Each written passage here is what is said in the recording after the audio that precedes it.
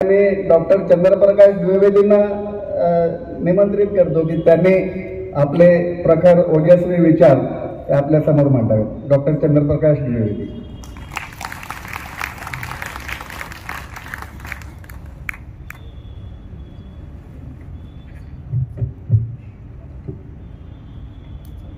नमस्ते.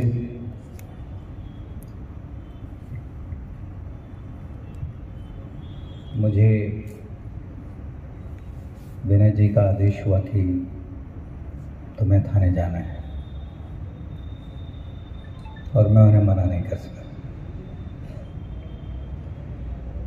लेकिन ऐसे किसी भी कार्यक्रम के पहले जिसमें व्याख्यान शब्द होता है मैं थोड़ा डरा होता हूँ,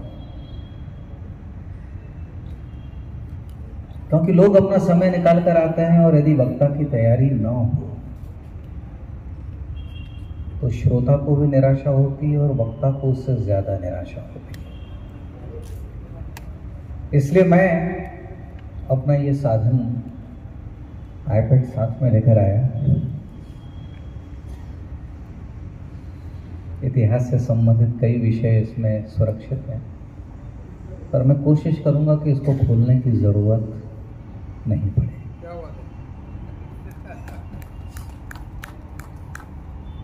उज्जवल इतिहास से अमृत काल तक.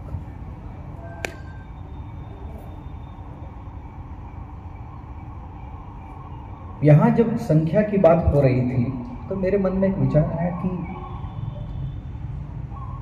वैदिक काल में, या जिसको हम उत्तर वैदिक काल कहते हैं, उपनिषद का काल कहते हैं, वातावरण कुछ ऐसा ही होता होगा. उपनिषद, कम सिट नियर मी, जहां कुछ लोग एक दूसरे के पास आकर बैठकर किसी भी एक विषय पर बात करना शुरू करते हैं, वहां से उपनिषद प्रारंभ हो जाता है. और उपनिषद वार्ता, व्याख्यान, संवाद, वाद विवाद, ये सिर्फ एक सच को समझने के लिए होता है. सच क्या है? मेरे मन में भी प्रश्न है कि अमृत काल क्या है. और यदि हम उज्जवल इतिहास की बात करते हैं तो क्या कभी इतिहास में अमृत काल रहा है? और यदि वो अमृत काल रहा है तो उसका उदाहरण क्या है? और ऐसा क्या हो जाता है कि अमृत काल को वापस लाने के लिए बार बार अमृत मंथन करना पड़ता है? हर सामाजिक ऐसी स्थिति से हो सकता है. तो आज मैं और आप मिलकर अमृत मंथन करें और देखें कि कोई अमृत हमें प्राप्त हो. सभी लोगों ने यह कहानी सुनी होगी कि अमृत मंथन में दो पक्ष थे, सुर और असुर. तो यहां सुर भी है और असुर भी है. नरेंद्र मेरे मित्र हैं, अब मुझे लगता है ये असुर है. और ऐसा क्यों लगता है इसका मैं कारण बताता हूं. हम सबके मन में सुर और असुर को लेकर जो कल्पनाएं हैं, रामायण में उसकी कल्पना थोड़ी सी अलग है. रामायण में सुर और असुर की कल्पना इस तरह से है कि जो सुरापान करता है वो सुर है, और जो सुरापान नहीं करता वो असुर है. तो अब यहां कितने सुर हैं और कितने असुर हैं वे खुद ही तय कर रहे हैं. पर ये जब दोनों साथ में आते हैं किसी एक उद्देश्य के लिए, हम सबने सुना है कि समुद्र मंथन में विष निकला पहले और बाद में अमृत. उसके पूरे संघर्ष की कथा आपको पता है. और तब से निरंतर हमारे समाज में ये मंथन चल रहा है. ऐसा कभी नहीं हुआ कि किसी भी काल में, ये मेरा मत है, कि समाज हमेशा श्रेष्ठ स्थिति में रहा हो. हम अक्सर वैदिक काल की बात करते हैं कि हमारे अतीत में ऐसा था, पर अतीत में हमेशा अच्छा बना रहने के लिए कुछ लोगों ने प्रयत्न किया, कुछ लोगों ने संघर्ष किया, मंथन किया, तब जाकर अमृत निकला। अमृतकाल क्या होता है इसका यदि मुझे कोई पूछे कि क्या कोई उदाहरण हमारे सामने है,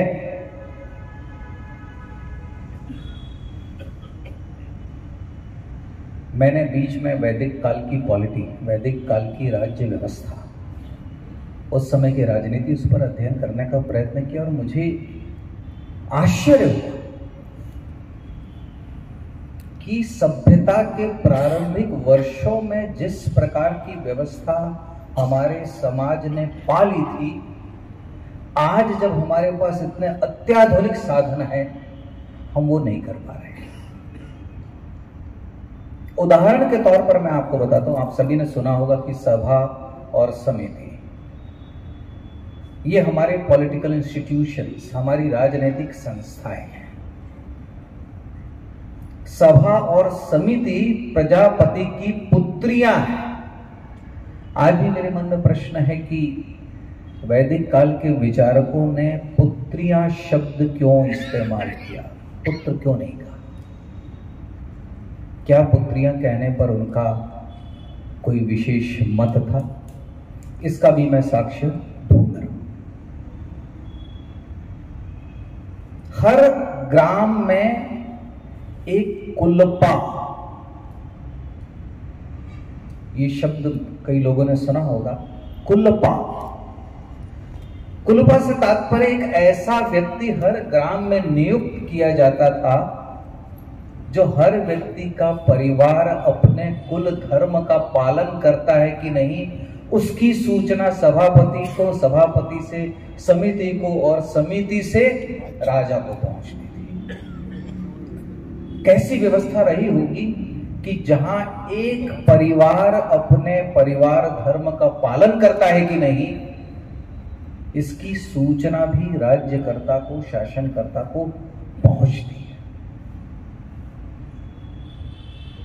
आप लोगों ने, कईयों ने पढ़ा होगा कि ग्राम में जैसे ही एक व्यापारी, एक सार्थवाह, सार्थ यानी कारवां, जो उसका नेतृत्व करता है उसे कहते हैं सार्थवाह। जैसे ही एक सार्थ, एक व्यापारी ग्राम में आता है तो उसे अपने साथ जो भी विक्रय का सामान है उसकी सूची ग्रामपति को, ग्रामणी को देनी होती है। मेरे पास ये सामान है। ऐसा क्यों? ऐसा इसलिए कि यदि रात में विश्राम के समय किसी कारण से उसके सामान की चोरी हो जाती है तो उसके भरपाई का उत्तरदायित्व किस पर आएगा? उसके भरपाई का उत्तरदायित्व ग्राम प्रमुख, जिसको हम आज मुखिया कहते हैं, उस पर आएगा। यदि वह नहीं दे पा रहा है तो उसकी दूसरी व्यवस्था है। और स्थिति यहां तक थी कि यदि किसी भी प्रकार से उस सामान को वापस नहीं लाया जाए तो राजा को उसका भुगतान करना पड़ता था। यह व्यवस्था हम लोगों ने वैदिक काल में प्राप्त कर ली थी। इस पर अर्थशास्त्र में कौटिल्य ने बड़े विस्तार से लिखा है, जिसकी हम लोग आज भी कल्पना नहीं कर पाते कि राजा की नियुक्ति समिति करती है, लेकिन जिसका हम लोगों ने कभी विचार नहीं किया कि राजा को वापस बुलाना, इसका अधिकार भी समिति को था। आज भी हम ऐसी व्यवस्था को जन्म नहीं दे पाए हैं जहां गण यानी व्यक्ति, गणना, गण करने वाला, इसलिए हम जब वोट देते हैं तो उसको गिना जाता है गण। वोट छंद, बौद्ध ग्रंथों में इसको आप छंद के नाम से जानेंगे। तो एक ऐसी व्यवस्था जहां पर यदि आप राजा से असंतुष्ट हैं, शासनकर्ता से असंतुष्ट हैं, तो उसको वापस बुलाने की भी समाज में एक व्यवस्था। मुझे लगता है ये वो समाज था जो अपने अमृत काल की ओर बढ़ रहा था। बार बार ढूंढ रहा है। ऐसा नहीं कि व्यवस्था हमेशा स्थिर रही, इस व्यवस्था को भी चुनौतियां हैं। इसके बहुत सारे उदाहरण आप वैदिक साहित्य में और बौद्ध साहित्य में पाएंगे कि जैसे हम इस व्यवस्था को देखते हैं, इस व्यवस्था को तोड़ने वाले बहुत सारे लोग रहे हैं। कर किस प्रकार लेना चाहिए, इस पर विशद विस्तार से वर्णन है। और एक मजेदार बात जो मुझे मनुस्मृति पढ़ते पढ़ते मिली। मनुस्मृति हम सब जानते हैं एक ऐसा ग्रंथ जिसका समाज ने बहुत धिक्कार किया, समाज के वर्ग ने बहुत धिक्कार किया। मैं उससे सहमत हूं या असहमत हूं ये मैं नहीं कहने जा रहा हूं, पर उस ग्रंथ में भी समाज के हित की बहुत सारी बातें मिल जाती हैं। उसमें से एक मैं आपको बताता हूं। जिस धन पर कर न दिया गया, जो भी आप प्राप्त करते हैं, जिस धन पर कर न दिया गया हो वो अपवित्र धन है। अब जरा आप ब्लैक मनी का कॉन्सेप्ट देखिए। जिसे हम ब्लैक कहते हैं उसको मनो अपवित्र कहते हैं। और कर न देने वाले को किस किस प्रकार का दंड दिया जाना चाहिए, ऐसी कल्पना शायद अतीत में ही हो सकती थी कि क्या समाज में कोई ऐसा व्यक्ति है जो कर नहीं दे सकता है, तो वो कर कहां से देगा। शरद जी, आश्चर्य होगा आपको जानकर कि उस समाज ने कैसी व्यवस्था कर रखी थी कि जो व्यक्ति कर नहीं दे पाता है पर शासन को उससे कर लेना है, क्योंकि कर देना उसका दायित्व है और शासनकर्ता का कर लेना यह कर्तव्य है। तो वो व्यवस्था ये थी कि मैं अपने पुण्य का छठा हिस्सा समाज को देता हूं। अब ये बड़ी विचित्र सी बात लगती है कि मैं अपने पुण्य का छठा हिस्सा या एक हिस्सा समाज को देता हूं। इसका अर्थ क्या हुआ? इसका अर्थ यह हुआ कि देने वाले को हमेशा इस दायित्व का आभास होना चाहिए कि इस समाज के प्रति मेरा कर्तव्य उसे कर देना, और मैं जिस किसी प्रकार के श्रम से, कार्य से उस कर के बदले में कुछ कर सकता हूं तो मैं करूंगा। लेकिन समाज ने कैसी व्यवस्था रखी है कि यदि कोई व्यक्ति कर नहीं दे पाता है तो वो अपने पुण्यों को भी दूसरे को दे सकता है। ये आइडिया, ये विचार ही आज जब हम सोचते हैं तो अद्भुत लगता है। इस प्रकार की कई कल्पना वैदिक साहित्य, उत्तर वैदिक साहित्य में आपको मिलेंगी। जिस प्रकार की व्यवस्था आप देखते हैं उस समय की ही व्यवस्था उस समय है। अब मैं आपको थोड़ा सा आगे ले जाता हूं, और जिसे मैं मानता हूं कि अमृत काल कौन सा काल है। हम सभी इस देश में राम राज्य की बात करते हैं। वो समाज के लिए सबसे श्रेष्ठ समय होगा जब इस देश में राम राज्य होगा। हम राम राज्य की कल्पना करते हैं, हम चाहते हैं कि राम का राज्य इस देश में आए। क्या है राम राज्य? क्या राम के समय में भी राम का राज्य रहा? ये प्रश्न है आपके और मेरे लिए। और यदि है तो वो कैसा है, उस पर जरा एक दृष्टि डालें। हम सभी जानते हैं कि जिस दिन राम का राज्याभिषेक है उसी दिन राम को वनवास मिलता है।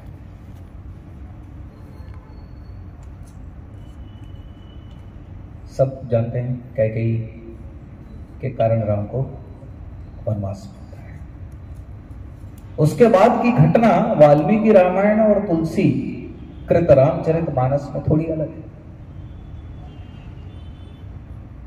वाल्मीकि रामायण में अपने बड़े भाई को वनवास मिला है, इससे लक्ष्मण उग्र हो जाते हैं, क्रोधित हो जाते हैं, और वो यहां तक कहते हैं कि जब तक समाज को पता चले कि आपको वनवास दिया है उसके पहले हम राज्य पर अधिकार कर लेते हैं, और जो जो आपका विरोध करेगा उसकी मैं हत्या कर दूंगा। जिसने भी राम का विरोध किया उस मनुष्य को मैं अयोध्या से सूना कर दूंगा। यदि भाई भरत ने भी मेरा विरोध किया तो मैं उससे भी लड़ूंगा। इस प्रकार के उग्र स्वर रामायण में आपको मिलेंगे। लेकिन राम वहां क्या कहते हैं कि पिता की आज्ञा मानना सनातन धर्म है।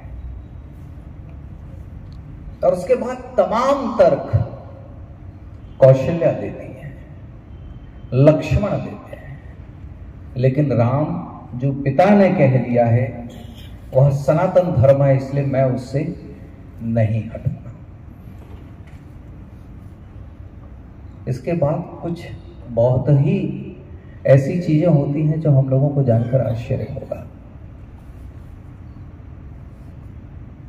जब सीता के लिए वलकल वस्त्र के लिए कैकेयी कहती है, मुझे नहीं पता आप लोगों में से कितने लोगों को ये याद होगा कि उस समय ऋषि वशिष्ठ उसका विरोध करते हैं कि तुमने वनवास श्री राम के लिए मांगा था, सीता के लिए नहीं,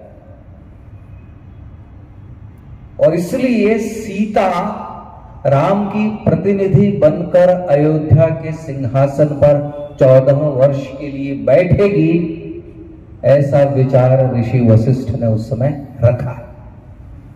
अयोध्या कांड जब कभी आपको मौका मिले इंटरनेट पर जाकर देख लीजिए, वशिष्ठ का ये आग्रह है, ये वो व्यवस्था है।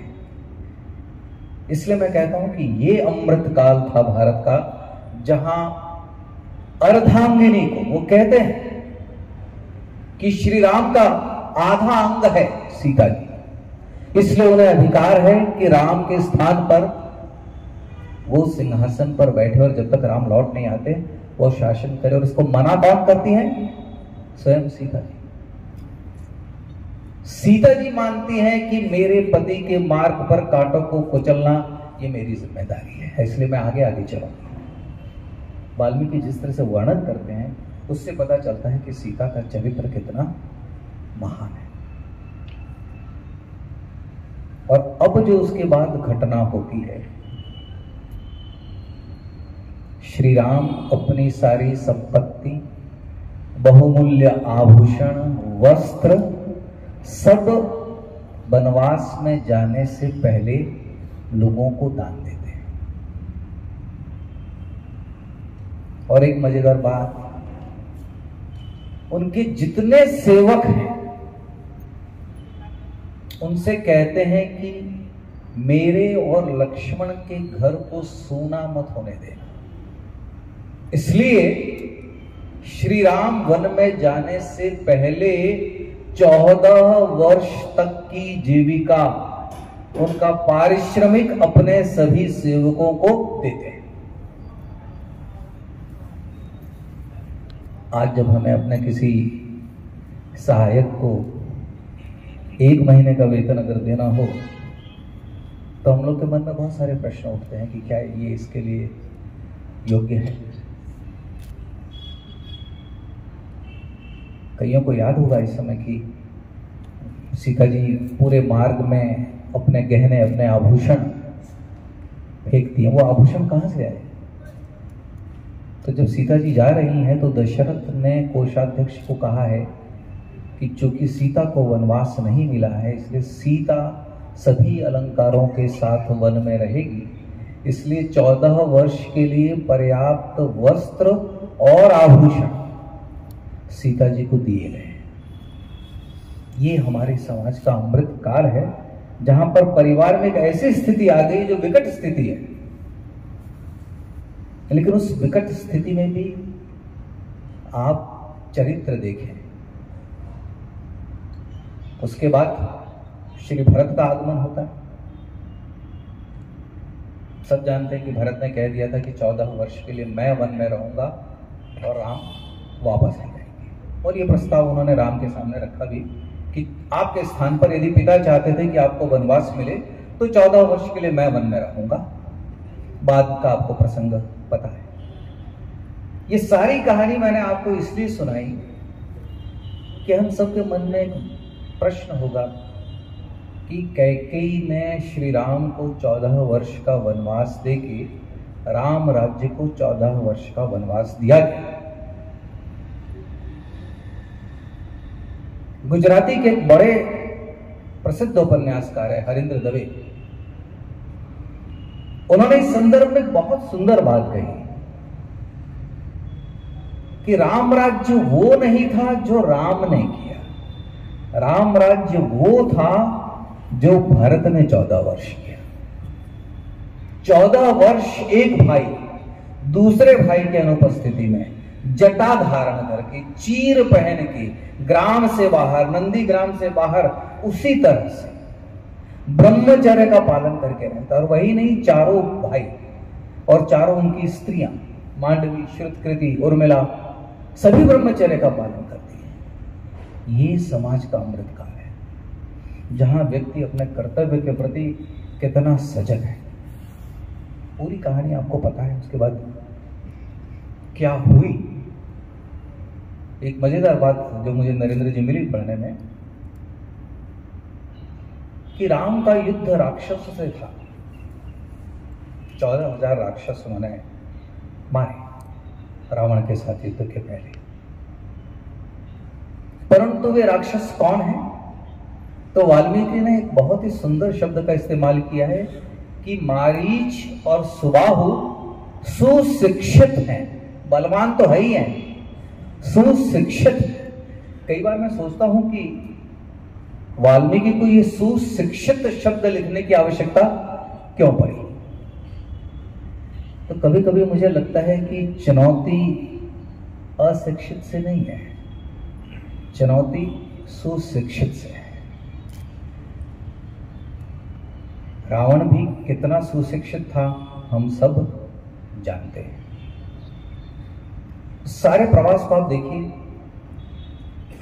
यदि मित्र के तौर पर, स्वामी के तौर पर, सेवक के तौर पर, और अंत में भी जब रावण का वध हो जाता है तो विभीषण को राम कहते हैं कि मरने के बाद वैर समाप्त हो जाता है, इसलिए जैसे ये तुम्हारा भाई है वैसे ये मेरा भाई, अब इसका अग्नि संस्कार करो। और जहां वाल्मीकि जिस राम राज्य की कल्पना करते हैं उसमें वाल्मीकि क्या लिखते हैं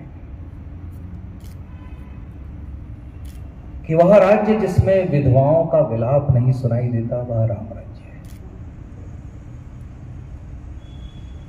वह राज्य जहां पेड़ों पर फल है वह राम राज्य है। वह राज्य जहां रोग नहीं है, अभाव नहीं है, वह राम राज्य है। वह राज्य जहां पर नदियों में पानी है, सिंचाई के दूसरे साधन भी उपलब्ध हैं, वह राम राज्य है। शततम सर्ग, 100वां जो सर्ग है उसमें जब श्री भरत लक्ष्मण श्री राम से चित्रकूट में मिलते हैं तो 84 प्रश्न, यदि मैं गलत नहीं तो 84-88 प्रश्न करते हैं। ये सारे के सारे प्रश्नों का संबंध समाज से, राजकरण से, राजनीति से, और वहां जाकर समझ में आता है कि देश का अमृत काल क्या होता है। वनवास में रह रहा एक राजकुमार, युवराज जो प्रश्न करता है, उसमें एक प्रश्न इस प्रकार का भी है कि क्या तुम्हारे किसान सिर्फ वर्षा के पानी पर तो निर्भर नहीं है? क्या उनके पास सिंचाई के पर्यायी माध्यम उपलब्ध हैं कि नहीं? इसका मतलब है क्या तुम बांध बना रहे हो या नहीं?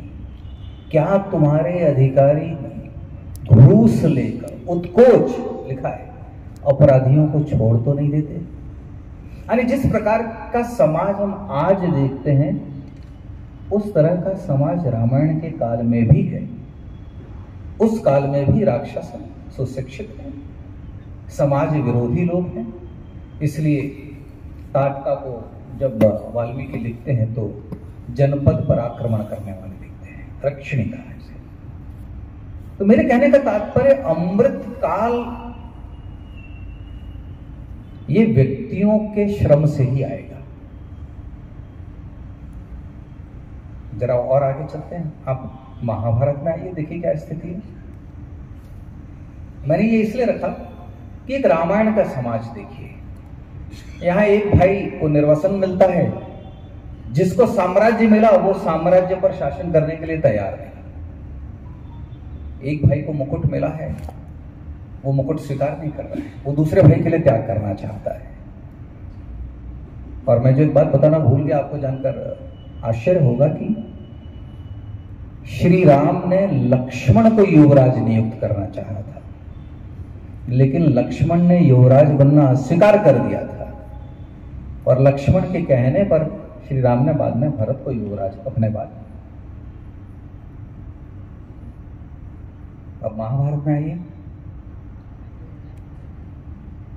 पूरी महाभारत की कथा मुझे यहां कहने की आपको आवश्यकता नहीं है। आप जानते हैं कि द्रौपदी जब भीष्म पितामह से पूछती है कि पितामह क्या यही धर्म है,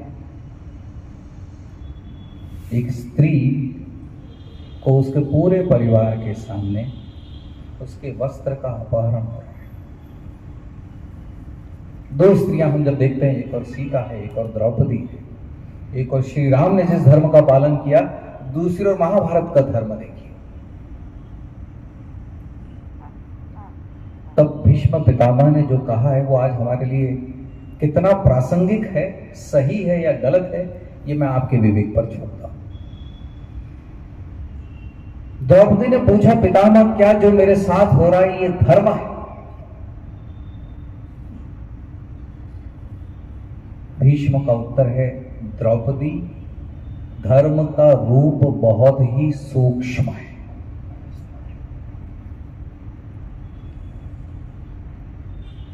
धर्म ताकतवर तय करता है, बलवान तय करता है।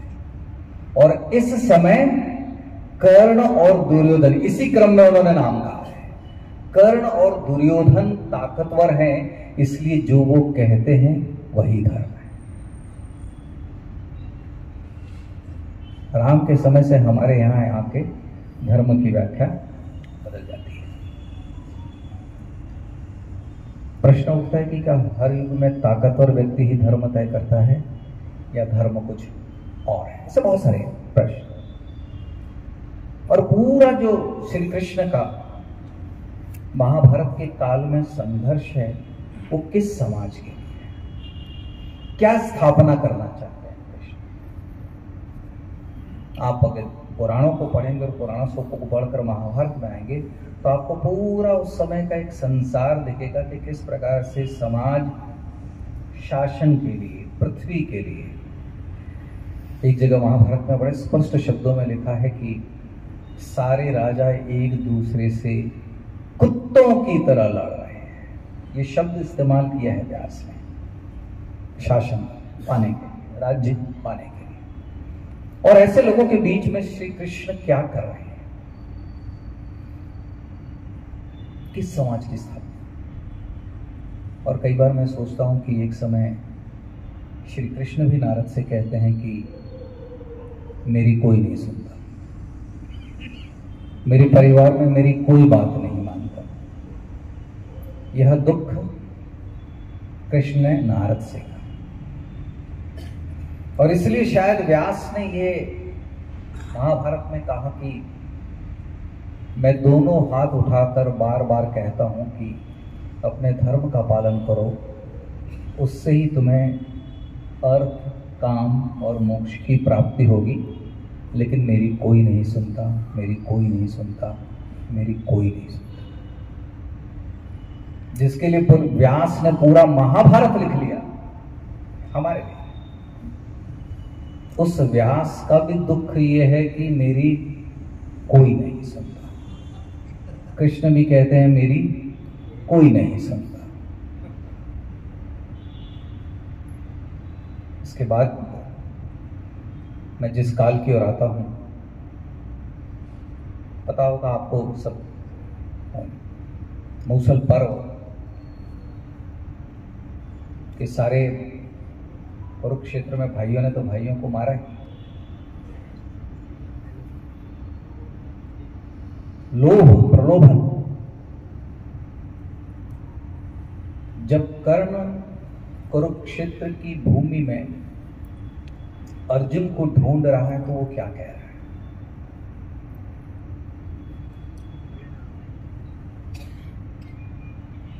कर्ण चीख चीख कर कह रहा है कि जो मुझे युद्ध भूमि में अर्जुन कहाँ है ये बताएगा, उसे मैं इतने रथ, इतना स्वर्ण और इतनी सुंदर सुंदर स्त्रियां दूंगा। युद्ध भूमि में ये कर्ण की घोषणा है। युद्ध भूमि में भी प्रलोभन, वहां भी वेतन से लड़ने वाले और अवैतनिक, बिना वेतन लिए लड़ने वाले, दोनों प्रकार के लोग हैं। मृतक योद्धा, पैसा लेकर लड़ने आए हुए योद्धा भी होता है। जिस धर्म की स्थापना के लिए इतना बड़ा युद्ध हुआ 18 दिनों का, उसके बाद का आप इतिहास कभी पढ़िए। और जिस प्रकार से कृष्ण के कुल का अंत होता है, मुझे पता है अधिकतर लोगों को यह पता होगा कि जिसको हम यादवी कहते हैं, उसमें लोगों ने एक दूसरों को झूठे बर्तनों से मारा। सब प्रभास में उत्सव मनाने गए थे और उत्सव मनाने के लिए उन्होंने सारे बर्तनों में जो भोजन पकाया था, जब उनके अस्त्र खत्म हो गए, बांस खत्म हो गए, तो उन्होंने एक दूसरे को बर्तनों से मारा है। और जब बर्तन भी टूट फूट गए तो ये आपको आश्चर्य होगा, उन्होंने एक दूसरे को दांतों से काट कर मारा। कैसा विभत्स चित्र रहा होगा। और ये सब क्यों हो रहा है? क्योंकि एक व्यक्ति चाह रहा है उसके समाज में अमृत काल आए। अमृत काल वही होता है जहां मैं समझता हूं कि व्यक्ति अपने कर्तव्यों को, अपने धर्म, और ये धर्म कोई संप्रदाय नहीं है। अक्सर हम ये गलती करते हैं, अपने धर्म पर चले, जो रामायण में बार बार आग्रह है, हर व्यक्ति से अपने धर्म पर चलने का आग्रह है। यही महाभारत में है। विदुर की पूरी चीख इसलिए है, जितनी बार वो चीखते हैं वो धर्म के लिए चीखते हैं, जितनी बार कृष्ण पुकारते हैं वो धर्म के लिए पुकारते हैं, लेकिन उस समय कोई उनकी नहीं सुनता। कर्ण और शल्य का जो संवाद, यदि आपको मौका मिले तो जरूर पढ़िएगा। उससे मद्र का समाज, कैसा हमारा समाज है उस समय का, वो इतना विभत्स है कि उसका वर्णन मैं आपके सामने नहीं कर सकता। लेकिन सबसे बड़ी उम्मीद की बात क्या है कि जहां इतने लोग राज्य के लिए, शासन के लिए, सिंहासन के लिए संघर्ष कर रहे हैं, इसमें भी मथुरा, द्वारका ये रिपब्लिक का केंद्र बनने का प्रयत्न कर रहा है, गणतंत्र का केंद्र बनने का प्रयत्न कर रहा है। हम जब भी इन पुराणों को, महाकाव्यों को, इतिहास को सोशियो पॉलिटिकल सर्कमस्टेंसेस में समझने की कोशिश करेंगे तो हमको एक दूसरी दृष्टि प्राप्त होगी। मैं जो कहना चाह रहा हूं संक्षेप में कि कोई भी काल मनुष्य के इतिहास का, हम कभी इसको द्वापर कहते हैं, त्रेता कहते हैं, ऐसा नहीं है कि श्री राम के काल में गरीबी नहीं थी। श्री राम के काल में भी गरीबी थी। उसका एक उदाहरण मैं आपके सामने रखता हूं कि जब श्री राम वन को जा रहे हैं तो एक ब्राह्मण अपने परिवार के साथ वन में रहता है। वन में इसलिए रहता है कि उसके पास कोई संपत्ति नहीं है। उसकी युवा पत्नी है, वाल्मीकि युवा पत्नी लिखते हैं, उसकी युवा पत्नी है और उसके बच्चे हैं। फल और मूल पर वो जीवित रहता है। उसकी पत्नी उसे कहती है कि श्री राम वन को जा रहे हैं, वे सबको कुछ न कुछ दे रहे हैं, तुम भी जाओ, तुम्हें कुछ प्राप्त हो जाएगा। यह ब्राह्मण श्री राम के पास जाता है और श्री राम उसे कहते हैं कि तुम दंड जितना दूर फेंक सकते हो उतना फेंको, वहां तक की जितनी गौएं हैं वो तुम्हें दूंगा। श्री राम ने यह मजाक में कहा था, ऐसा वाल्मीकि ने। और वह ब्राह्मण दंड फेंकता और जहां तक वो दंड गया है वहां तक जितनी गायें थी श्री राम ने उस ब्राह्मण को दी। इसके पीछे उनका आशय था कि मैं तुम्हारे तप का बल देखना चाहता हूं। कहने का मेरा तात्पर्य है कि श्री राम के काल में भी अभाव था, लेकिन जो वाल्मीकि बहुत सुंदर बात लिखते हैं कि संतोष था। हर व्यक्ति में, हर व्यक्ति समाज का अपने कर्तव्य का संतोष पूर्वक पालन कर रहा है। कृष्ण का मित्र ही सुदामा था।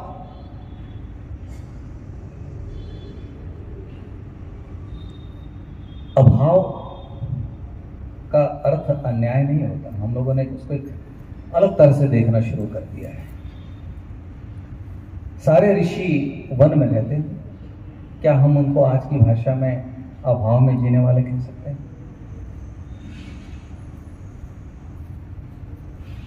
ऋषियों का जीवन उच्च वृत्ति,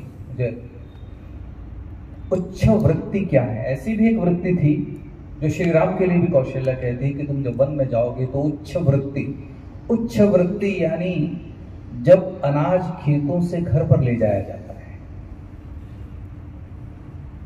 तो जब अनाज ले जाते वक्त जो अनाज जमीन पर गिर जाता है उसको बिनकर जीविका निर्वाह करने वालों को उच्च वृत्ति से जीवन निर्वाह करने वाले कहते हैं।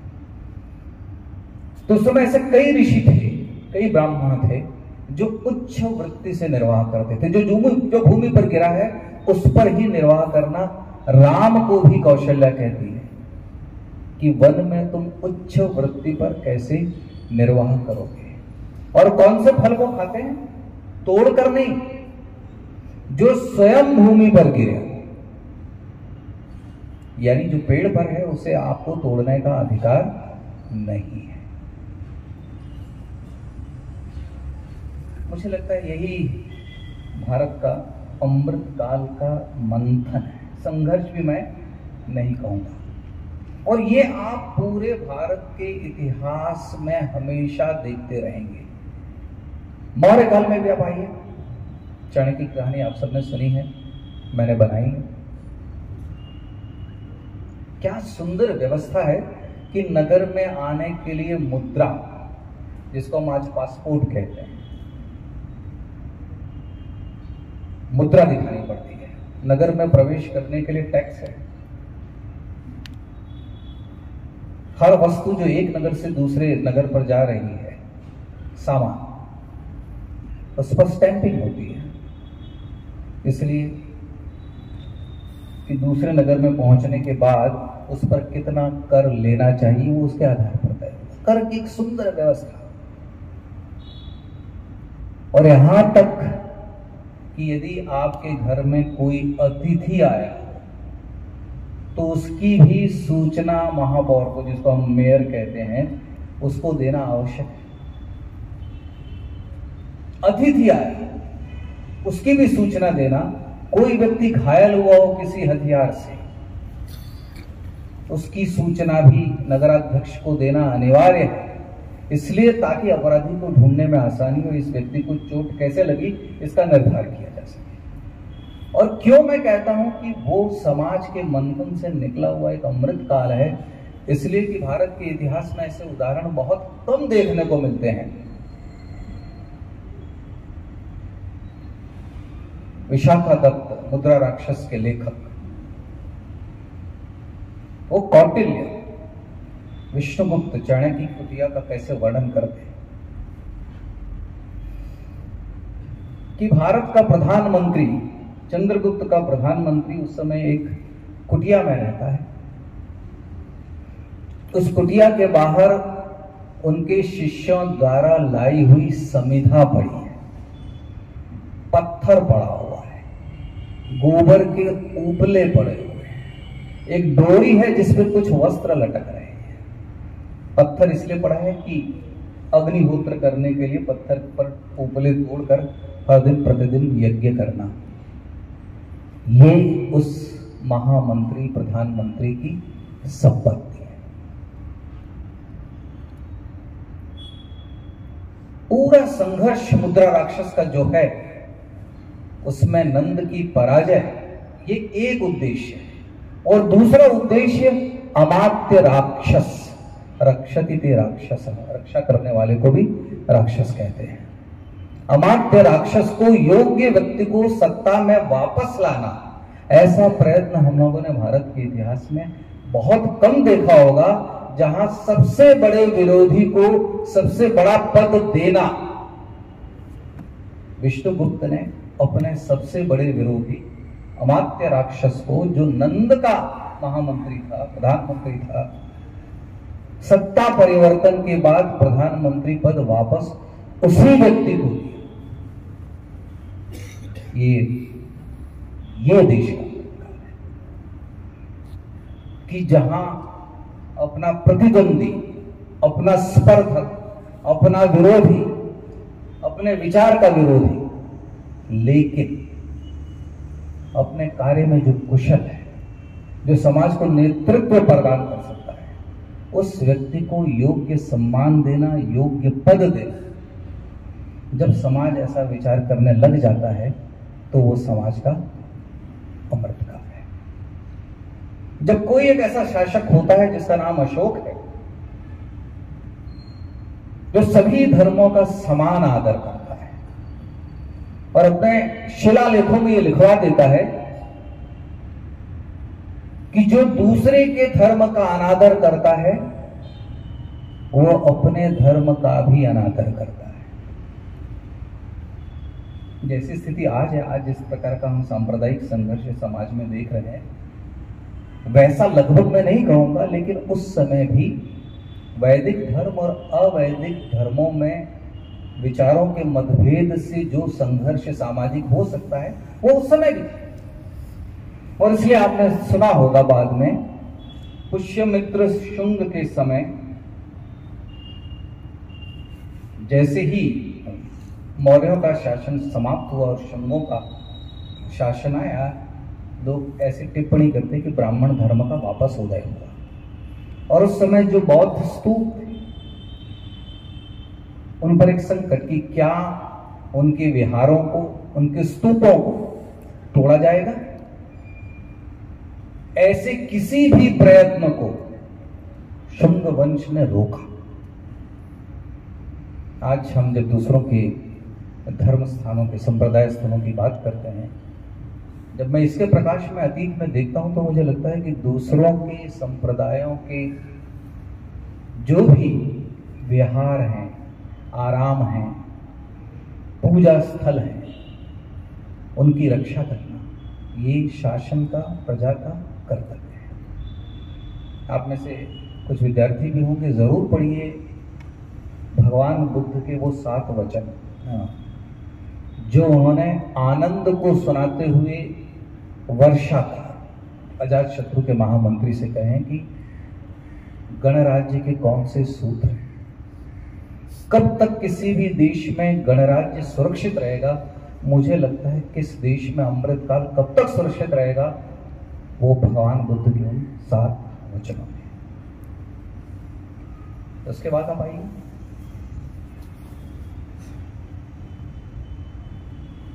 कभी कभी कनिष्क जो बाहर से आए,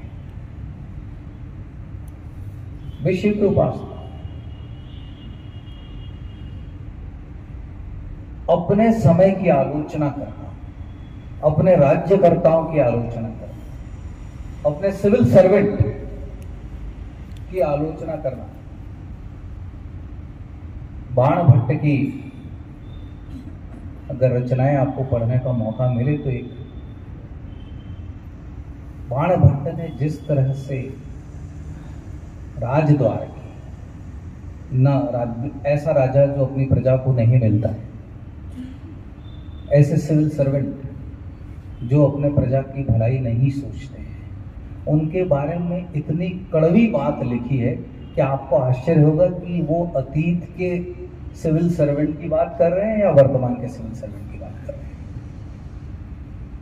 उन्हें कीड़े तक लिखा है कि जिनकी रीढ़ की हड्डी ना हो, समझ लेना वो सिविल सर्वेंट है।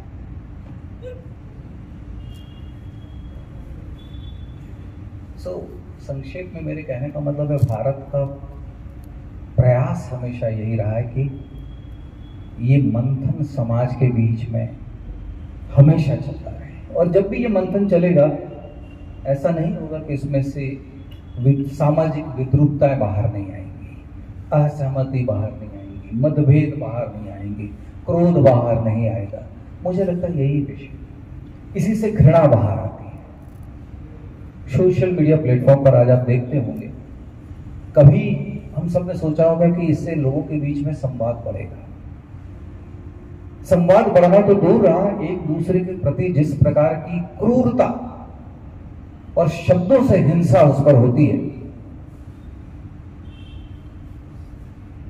तो मैं आपका ध्यान एक छोटे से संवाद की ओर आकर्षित करूंगा कि निंदा को भारत में किस प्रकार से देखा गया है। महाभारत के युद्ध में युधिष्ठिर और अर्जुन आमने सामने, 10 दिन हो गए हैं, भीष्म मारे नहीं जा रहे हैं। युधिष्ठिर की चिंता है कि इतना खर्च हो रहा है, और वे अर्जुन को 2 कड़वी बातें सुना देते हैं कि तेरे भरोसे, तेरे विश्वास पर मैंने युद्ध प्रारंभ किया था, तुझे अपने गांडीव पर बड़ा गर्व था। गांडीव उनका धनुष। अर्जुन का ऐसा प्रण था कि जो भी मेरे गांडीव के बारे में अपशब्द कहेगा या उस पर टिप्पणी करेगा, उसका मैं वध करूंगा। तो युद्ध के मैदान में कौरवों से लड़ने के बजाय यहां 2 भाई आपस में लड़ने लगे, और कृष्ण को लगा कि इस समय मुझे इन दोनों को रोकना है, और उन दोनों भाइयों में बात और उग्र न हो और अर्जुन के प्रण की भी रक्षा हो जाए। इसलिए कृष्ण अर्जुन को कहते हैं कि तुम्हारा ये प्रण है ना कि जो भी तुम्हारे गांडीव का अपमान करेगा तुम उसका वध करोगे, तो एक काम करो, तुम अपने भाई की निंदा करो, अपमान करो। किसी का अपमान उसका वध होता है, उसकी हत्या। यह है हमारा प्राचीन निंदा या अपमान के बारे में कॉन्सेप्ट, कल्पना। और वहां युद्ध के मैदान में अर्जुन युधिष्ठिर का अपमान करते हैं, निंदा करते हैं, और निंदा करने के बाद अर्जुन को आत्मग्लानि होती है कि मैंने अपने बड़े भाई का अपमान कैसे किया। इस आत्मग्लानि से वो तय करता है कि नहीं, मैंने अपने बड़े भाई का अपमान किया, मैं अग्नि में प्रवेश कर जाऊंगा, मैं आत्महत्या करूंगा। थोड़ी देर पहले वो आदमी, अर्जुन नाम का वीर योद्धा था, अपने भाई का वध करने को तैयार, अब आत्मग्लानि से पीड़ित आत्महत्या करने को तैयार।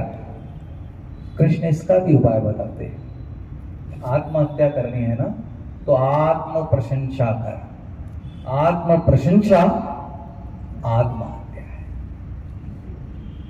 और यहां अर्जुन फिर मेरे पास कौन सा पराक्रम है उस पर, मेरे कहने का तात्पर्य है कि ये भी जो समय है मैं जो देख रहा हूं, मुझे भी लगता है कि ये समाज के मंथन का काल है, जिसकी सारी विद्रूपताएं, सारी घृणाएं, लोगों के मन में जो कुछ भी कुंठाएं हैं, वे अलग अलग माध्यमों से बाहर आ रही हैं। और इसी से अमृत काल भी आएगा। मुझे बहुत अच्छा लगा जब हमारे आदरणीय प्रधानमंत्री ने यह कहा कि अगले 25 साल ये अमृत काल होगा। ये अमृत काल क्यों होगा? क्या वो नहीं जानते कि समाज में अभाव है? क्या वो नहीं जानते कि किसानों की शासन से शिकायत है? यह शिकायत गोस्वामी तुलसीदास जी के समय भी थी। तब उन्होंने लिखा था, खेती न किसान को बनिक को न बीज। यानी व्यापारी के पास बीज नहीं है, किसान के पास खेती नहीं है, भिक्षा मांगने वालों को भिक्षा देने वाले लोग नहीं है, जीविका विहीन लोगों के पास जीविका नहीं है। ये अकबर के काल का वर्णन है। क्या हमारे माननीय प्रधानमंत्री नहीं जानते कि ऐसी स्थिति आज भी समाज की है? पर यही समाज की चुनौती है, यही राज्यकर्ताओं की चुनौतियां हैं, और इसका उत्तर भी इसी समाज से आएगा। और इसलिए अमृतकाल की जिम्मेदारी सिर्फ एक राज्यकर्ता पर नहीं है। अमृतकाल की जिम्मेदारी अमृत मंथन में हिस्सा लेने वाले हर सुर और असुर। असुर मैंने बता दिए हैं कि रामायण किसे कहता है। तो ये हमारी सामाजिक सक्रियता जब तक नहीं होगी, अमृत काल के लिए आपको किसी की प्रतीक्षा नहीं करनी। मैं तो महाराष्ट्र में हमेशा कहता हूं, मैं तो मुंबई कर हूं, और अपने हमेशा अक्सर कहते हैं कि छत्रपति शिवाजी महाराज होने चाहिए, लेकिन मेरे घर में नहीं, पड़ोसी के घर में, क्योंकि जिस दिन वो अपने घर में आ गया परेशानी बढ़ जाएगी। और यदि ये जिम्मेदारी हम लेने को तैयार है कि हम जिस भी क्षेत्र में, जैसे मैं मेडिकल का विद्यार्थी रहा, लेकिन अध्ययन करने का और एक ही पुस्तक को बार बार पढ़ने का जो मेरा, जिसे आप कह सकते हैं कि व्यसन है, ये उसी के बदौलत है, मेडिसिन के बदौलत। माइक्रोस्कोप, मैं जब भी किसी पुस्तक को देखता हूं तो माइक्रोस्कोप से देखता हूं। मैं इसलिए नहीं मान लेता कि किसी विद्वान ने कहा है। मैं ये बात कह के अपनी बात समाप्त करूंगा कि महाभारत के वन पर्व में एक बड़ी सुंदर बात कही गई है, क्योंकि हम सब एक दूसरे से हमेशा विचारों से अलग होते हैं, मतभेद होते हैं। वन पर्व में कहा है कि श्रुतियां भिन्न भिन्न कहती हैं। श्रुतियां यानी वेद, जो सुना गया है। श्रुतियां भिन्न भिन्न कहती है। वेदों में ही आप एक प्रश्न करेंगे तो उसके अलग अलग आपको उत्तर मिलेंगे। स्मृतियां भिन्न भिन्न कहती है। तर्क का अंत नहीं, there is no end to the arguments. आप जीवन भर तर्क कर सकते हैं, उत्तर नहीं मिलेगा। श्रुतियां भिन्न भिन्न कहती हैं, स्मृतियां भिन्न भिन्न कहती हैं, तर्क का अंत नहीं। किसी ऋषि का मत अंतिम मत नहीं। कोई भी व्यक्ति कितना भी बड़ा दार्शनिक, कितना भी बड़ा विचारक क्यों ना हो, वो अंतिम मत नहीं हो सकता। तो फिर क्या करें? तो फिर उस रास्ते पर चलो, महाजनों ये न तथा सपंथा, जिस पर महाजन चले हों। वो महाजन जिन्होंने अपने आचरण से समाज का मार्गदर्शन किया है, वो मार्ग जिस पर राम चले, वो मार्ग जिस पर कृष्ण चले, वो मार्ग जिस पर कौटिल्य चला, चंद्रगुप्त चला, अशोक चला, वो मार्ग जिस पर कनिष्क चला। अनेक भारत की सृष्टि में ऐसे अनेक महापुरुष जीवन के अलग अलग क्षेत्रों से हैं, वो मार्ग जिस पर कभी गांधी चले। तो मित्रों, मैं व्याख्यान देने से डरता हूं। मैं हमेशा संवाद में मानता हूं कि आपके मन में भी बहुत सारे प्रश्न होंगे, मेरे मन में भी बहुत सारे प्रश्न हैं। जैसे आज तक मैं कभी सोशल मीडिया प्लेटफॉर्म पर नहीं गया। इसलिए नहीं गया कि जब ये मीडिया आया तो मुझे ऐसा लगने लगा कि कहीं हमने भस्मासुर को जन्म तो नहीं दिया है, कि हम दूसरों को भस्म करते करते एक ऐसी स्थिति आ जाएगी कि हम अपने ही सिर पर हाथ रख लेंगे। और मैं हमेशा देखता हूं कि हमारे जितने भी देवता हैं वो बहुत दयालु हैं। वो जितने राक्षसों को वरदान देते हैं कि जा अमर हो, और जितने राक्षसों को हमारे देवताओं ने, ब्रह्मा विष्णु महेश ने वरदान दिया है, उन सब ने भला कम किया है, नुकसान ज्यादा किया है। लेकिन अंत में क्या होता है? वे सारे अपना विनाश करते हैं। तो जो दूसरे का अहित करना चाहता है, दूसरे का विनाश करना चाहता है, दूसरे की निंदा करना चाहता है, दूसरे की प्रताड़ना करना चाहता है, घृणा करना चाहता है। आगे मैं वाक्य पूरा नहीं करूंगा। आप सबको बहुत बहुत शुभकामनाएं। मुझे बुलाया, मेरा आने का कोई इरादा नहीं था, इसलिए कि मेरा मानना है कि मैं कुछ नहीं करता हूं तो हर दिन पढ़ता हूं, और मैं लगातार कुछ ऐसे कामों में, कुछ सरकारी, कुछ गैर सरकारी, कुछ सामाजिक, इतना व्यस्त था, पर मुझे लगा इसी बहाने मुझे बात करने का आप लोगों से मौका मिलेगा। तो सोशल मीडिया की बात कही तो मुझे एक बात और गोस्वामी तुलसीदास जी की याद आ गई। मैं कई बार मजाक में कहता हूँ कि गोस्वामी तुलसीदास जी ने उसी समय जान लिया था क्या कि सोशल मीडिया ऐसा आएगा, और उन्होंने लिखा है पंडित वही सो गाल बजावा। एक ऐसा समय उनके समय में उन्होंने लिखा कि जो अपने बारे में सबसे ज्यादा बात करता है वही अपने को पंडित समझता है। तो स्थिति वैसी ही आ गई है। उन्होंने साधु सन्यासियों संतों पर भी टिप्पणी की है कि जटा बढ़ाने से कोई सन्यासी नहीं होता। तो मेरी आप सबको शुभकामनाएं और धन्यवाद।